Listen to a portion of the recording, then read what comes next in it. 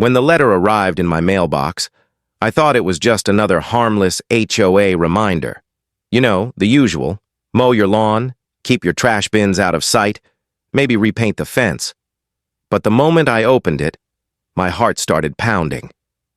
They weren't just making a suggestion this time. They were issuing an order. The letter said in bold black letters that all Christmas lights in the neighborhood had to be taken down immediately, not toned down, not turned off during certain hours. Completely banned. No explanation. No discussion. Just a ban. I sat there staring at the paper, feeling the frustration rise in my chest. Christmas lights weren't just decorations for me. They were tradition. They were my way of making the dark days of winter feel warm. They were the reason kids in the neighborhood stopped by my house every year, their faces lighting up brighter than the strings of bulbs. And now, this cold, faceless HOA board wanted to strip that away because... What? They didn't like joy? They thought it looked tacky? I crumpled the letter in my hand, but a thought was already forming in my mind.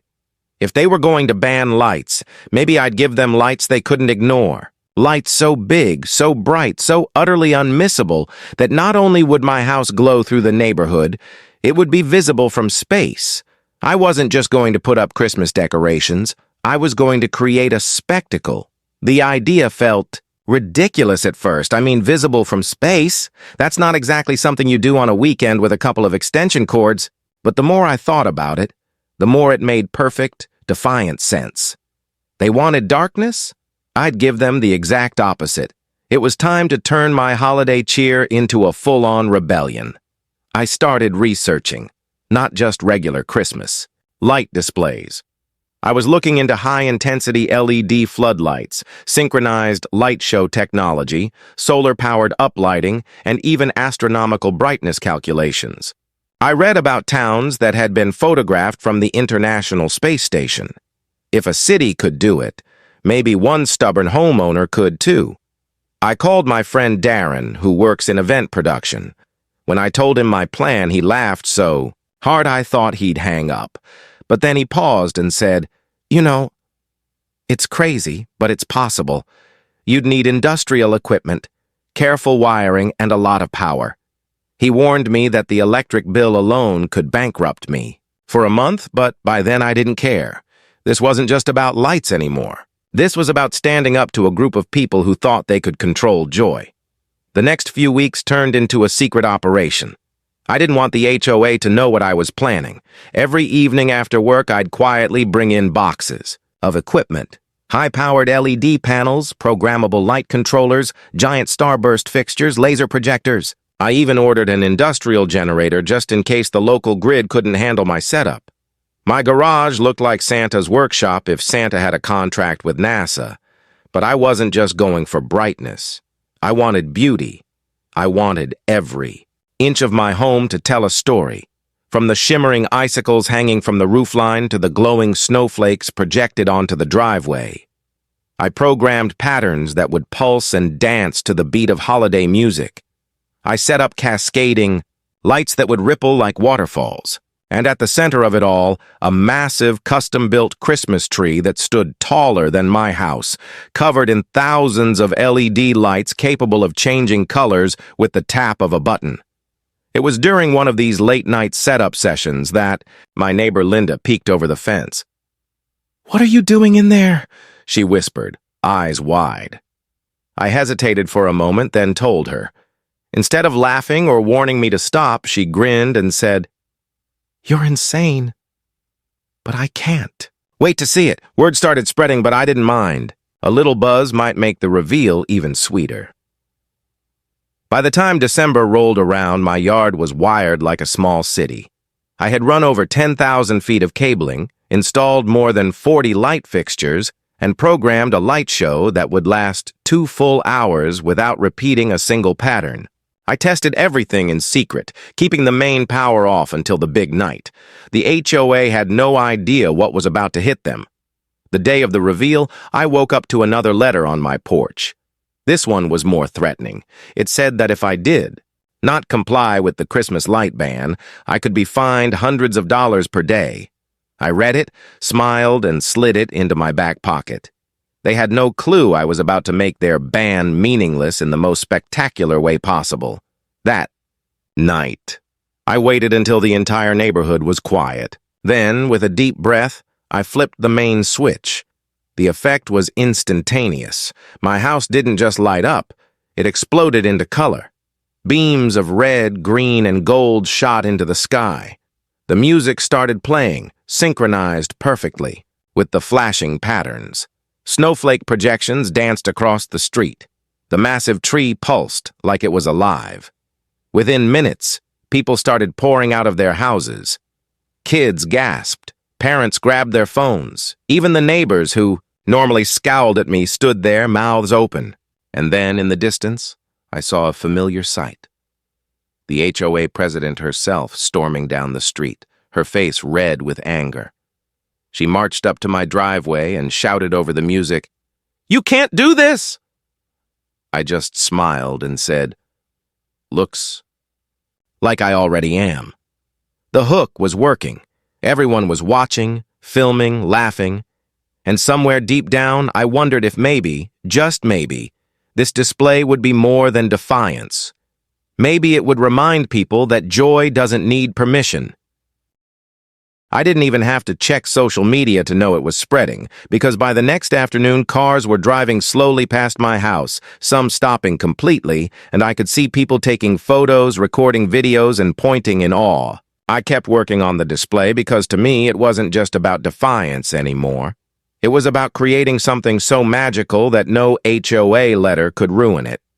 The music was timed perfectly, the lights moved in sync with each beat, and from the moment the sun set, the entire neighborhood transformed. My house was glowing so brightly you could see the faint shimmer from several blocks away. It was almost like a mini tourist attraction. Then came the HOA's second letter, hand-delivered by a board member with a scowl so deep it looked painful.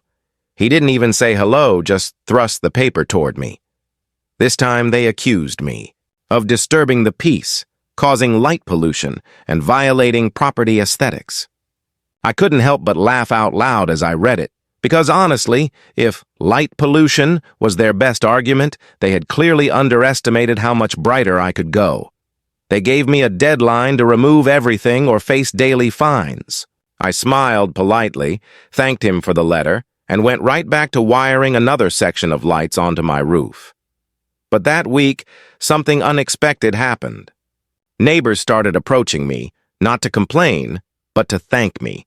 One family told me that for the first time in years, their little boy, who had been battling a serious illness, was excited to leave the house just to see my display each night. Another elderly couple said the lights reminded them of the way their small hometown used to celebrate the holidays before everything became about rules and restrictions. Even strangers were messaging me online, saying my display brought them joy in what had been a really difficult year. That's when it hit me. I wasn't just fighting for my right to decorate. I was giving people a reason to smile again. The HOA must have sensed they were losing control of the situation because soon after, they called for an emergency board meeting. They didn't invite me, of course, but word travels fast in a neighborhood, and someone texted me a screenshot of their discussion. Apparently, they were worried about negative press and the potential for property value fluctuations because so many outsiders were visiting. I couldn't stop laughing. Imagine being so committed to control that you see joy as a threat. By now, my display had become so large that I had to rent additional generators to keep it all running without blowing out my home's power supply. I had lights wrapped around every tree, across the driveway, hanging from the gutters, and even spelling out giant messages on my lawn. The centerpiece was a massive 20-foot-tall Christmas tree made entirely of LED lights, which pulsed and danced, in perfect harmony with the music. From above, I imagined it must have looked like some kind of holiday beacon, maybe even visible to passing planes.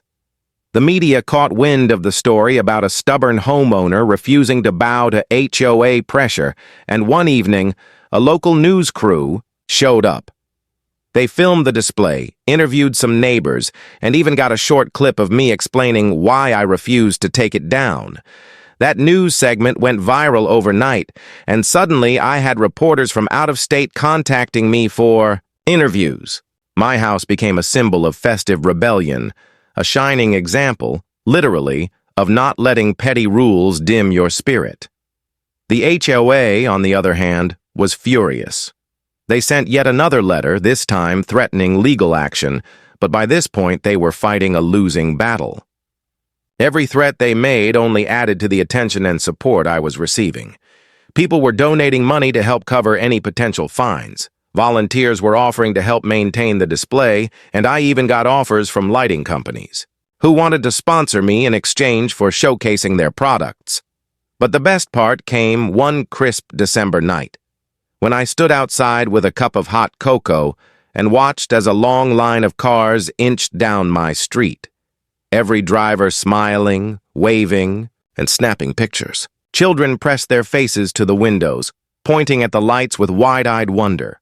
Some rolled down their windows so they could hear the music better, and I could hear their laughter over the hum of the generators. In that moment, I knew I had already won. The HOA could write as many letters as they wanted. There was no way they could erase the happiness glowing from my yard. December rolled on, and my display only got bigger. I was adding lights every day, more strands across the fence, more glowing reindeer on the lawn, more shimmering snowflakes on the roof. My yard looked like the North Pole had exploded in the USA, middle of suburbia. I didn't even have room for all the decorations people started dropping off for me, so I built makeshift frames to hang them high in the air. At this point, I was running more extension cords than I could count, and the generators were humming day and night. Then I got an email from a guy who claimed to work for a satellite imaging company. He said, "I'm not kidding. Your house is bright enough that it actually shows up in our night photos. You really might be visible from space." I thought he was joking, but he attached a low-res image, and there it was, a tiny glowing dot among the dark streets of the neighborhood. My jaw dropped. It wasn't just a defiant decoration anymore. I had literally turned my house into a landmark. Of course, when I posted that image online, it exploded. Suddenly, the story wasn't just about a stubborn homeowner. It was about a man who'd fought the HOA so hard that his Christmas lights could be seen from orbit. The comments were pouring in from all over the world. People in other countries were sending me pictures of their own holiday displays, inspired to go bigger, brighter, and bolder. Some even started tagging their posts with "Habya visible from space." The HOA was silent for a few days, which worried me. I knew they were cooking up something, and sure enough, they eventually sent what they called a final warning. They claimed my lights were hazardous to aviation and demanded I dismantle everything immediately. I nearly choked on my coffee reading that. Hazardous to aviation? What was I, running an airport?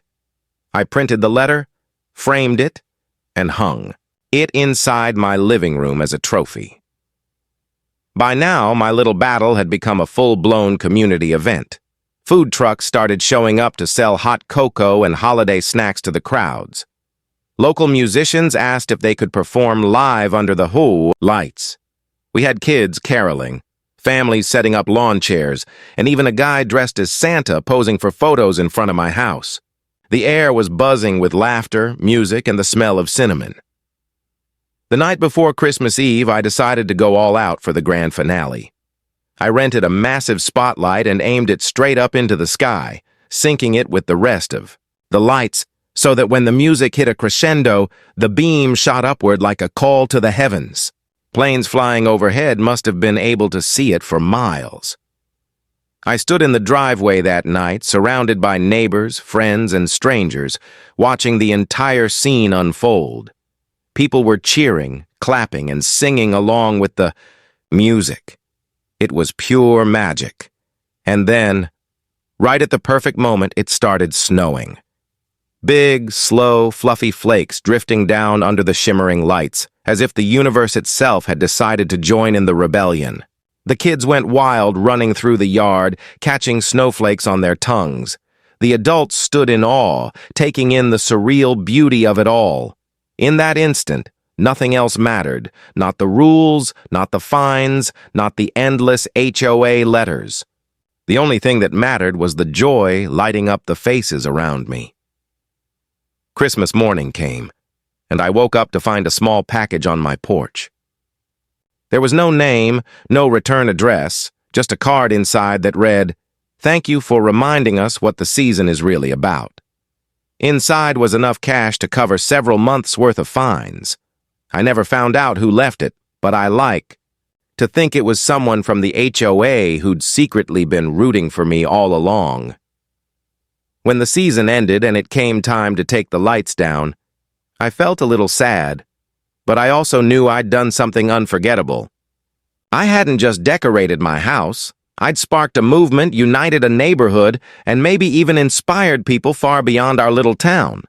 The HOA still exists, still sends out their rule reminders, but every December I get a little grin when I open the first letter telling me what I can't do, because now they know if they try to dim my lights, I'll just shine so bright they can see me from space, and honestly, that's a promise I intend to keep.